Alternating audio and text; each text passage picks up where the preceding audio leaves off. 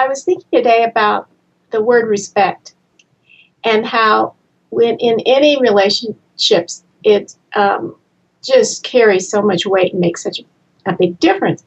So, and looking at the word as a journalist, I was reminded that the word respect means to look back, to look again, and it's like saying, "I see you." Respect says, "I see you. I see you in all your humanity. I see you as a person."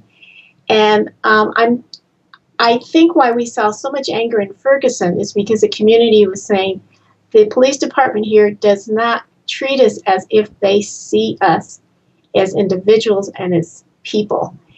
And it would seem to me as if I were a police officer, and I can't second guess it, Jason, because I'm not, but I would think that treating people with respect first, 99% of the people, would yield a lot better outcomes than what we're seeing right now. Like the 12-year-old who was shot in Cleveland, 2 seconds after the officer got out of the car.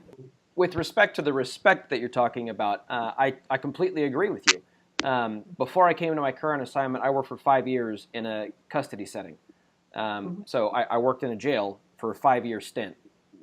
And respect was huge. It works both ways. I tend to give what I am given. So if somebody comes at me with a certain attitude, I'm going to take it one step higher because my house, my rules. For jail talk, they call them pods or modules or whatever. When I'm there for my 12-hour or 10-hour shift, you do what I say when I tell you to do it, and that's it. And what you do before or after that, I don't care. If you follow the rules, and I will treat you with utmost respect. And I'm talking everybody from somebody that's there for their third DUI to somebody that is on trial for killing 7 people. I treated them all the same. I didn't care where they were from, what color they were, because quite honestly, they were all orange to me because they wore orange jumpsuits.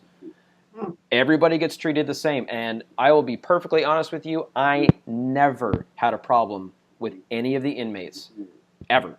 I was very firm, but I was also very fair. So they knew that if they did X, Y, or Z while MC was there, but I wasn't MC back then, it's going to be all bad.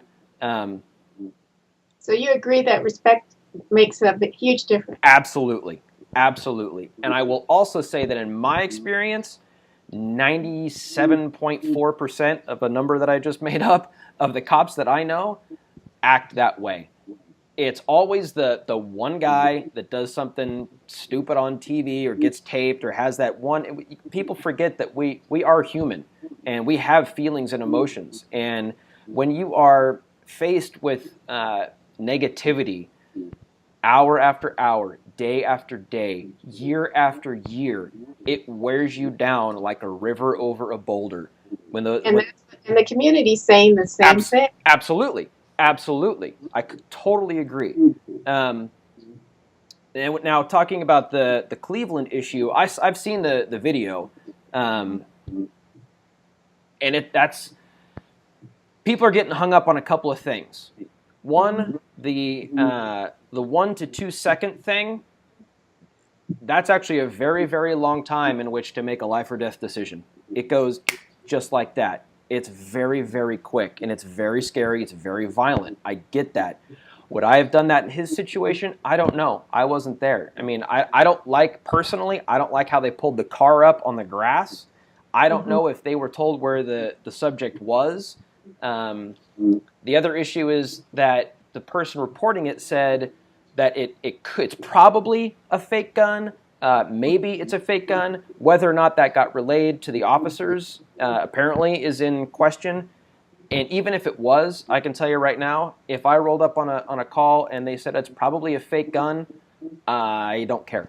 I'm going to treat it as real until I can prove otherwise. And here's a perfect case in point. I posted on the blog a couple of weeks ago, maybe a week ago, and the title of the post was, "Don't Make Me Shoot Your Child." That's a very visceral title. Yes. I responded to a call. What came out on that call. I was dispatched to a dead end with 3 males, late teens to early 20s, all carrying firearms. That's what I was dispatched to.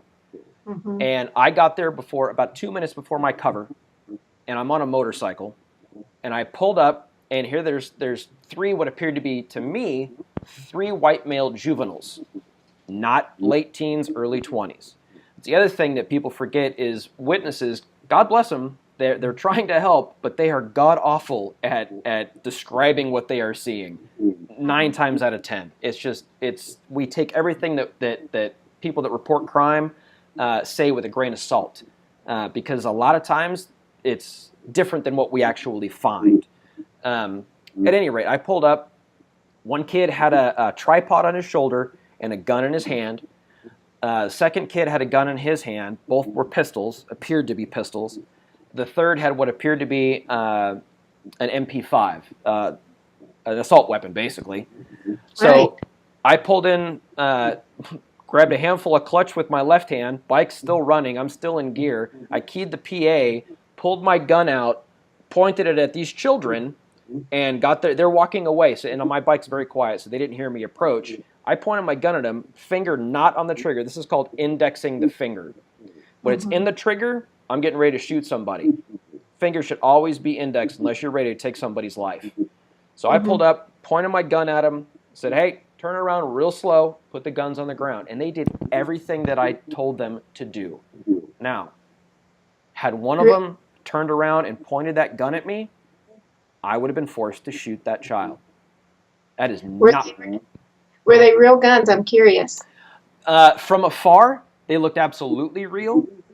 From close up, they looked absolutely real. They were airsoft guns. They had the heft, the weight of a real gun. There were no orange tips. And by the way, a lot of people rely on those orange tips or the fancy colors, the bright fluorescent colors. I have seen more reports inside for classified stuff where very bad people are painting their very real guns to look like very fake guns. Okay. So the orange tip means nothing to me.